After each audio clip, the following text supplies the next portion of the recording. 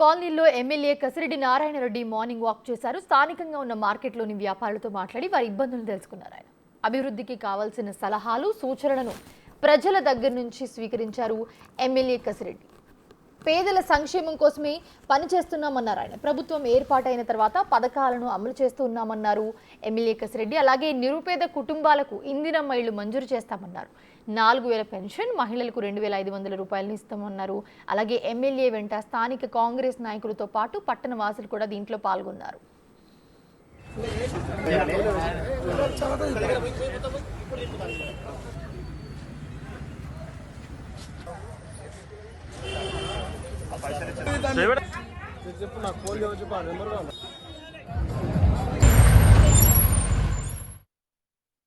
ఈరోజు కల్లకుర్తి టౌన్లో మరి మార్నింగ్ వాకర్స్ను అదేవిధంగా టౌన్లో వీధి వార్డ్స్లలో తిరుగుతూ మరి కూరగాయల మార్కెట్ కావచ్చు, చికెన్ మార్కెట్, ఫిష్ మార్కెట్స్, వీళ్ళ యొక్క మార్నింగ్ 6 o'clockకే మరి సండే కాబట్టి చాలా బిజీగా ఉన్న ఈ మార్కెట్స్లో తిరగడం జరిగింది.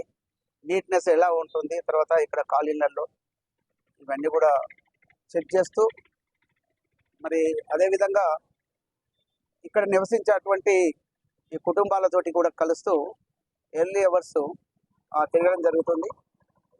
ఇక్కడ కూడా ఇంకా కల్లకుర్తిలో ఇప్పుడు వెళ్ళినప్పుడు అక్కడ హోటల్ పక్కకు శుభ్రంగా లేదు, అంటే ఆ గల్లీలో ఇవన్నీ కూడా సీసీ రోడ్లు కావాలి, డ్రైనేజ్ వ్యవస్థ ఇంకా ఇంప్రూవ్ కావాలి అని చెప్పేసి ఇక్కడ సంబంధించిన బిజినెస్ పీపుల్ అడగడం జరుగుతుంది. డెఫినెట్గా కాంగ్రెస్ ప్రభుత్వం, గౌరవ ముఖ్యమంత్రి రేవంత్ రెడ్డి గారి మరి ఆశీస్సులతోటి ఈ ప్రాంతం డెవలప్ చేసుకుంటామని చెప్పేసి అందరికి తెలియజేస్తా ఉన్నా. నాతో పాటు మరి కాంగ్రెస్ లీడర్స్ కావచ్చు, ఇక్కడ కౌన్సిలర్సు, అదేవిధంగా మాజీ కౌన్సిలర్సు, అదేవిధంగా మిత్రులు బాలాసింగ్ గారు, పొల్యూషన్ బోర్డు మెంబర్, అదేవిధంగా ఆనంద్ గారు, మార్కెట్ కమిటీ చైర్పర్సన్ సంజీవ్ గారు, రాములు గారు, ఈ విధంగా చాలామంది మిత్రులు, అదేవిధంగా విజయ్ కుమార్ బ్లాక్ ప్రెసిడెంట్, శ్రీకాంత్ రెడ్డి గారు ఈ టౌన్ కాంగ్రెస్ ప్రెసిడెంట్, వీరితో పాటు యువకులు అందరూ కూడా మార్నింగ్ 6 గంటల నుంచి ఇప్పటివరకు దాదాపుగా 9-10 అవుతుంది. ఇప్పటివరకు కూడా తిరగడం జరిగింది.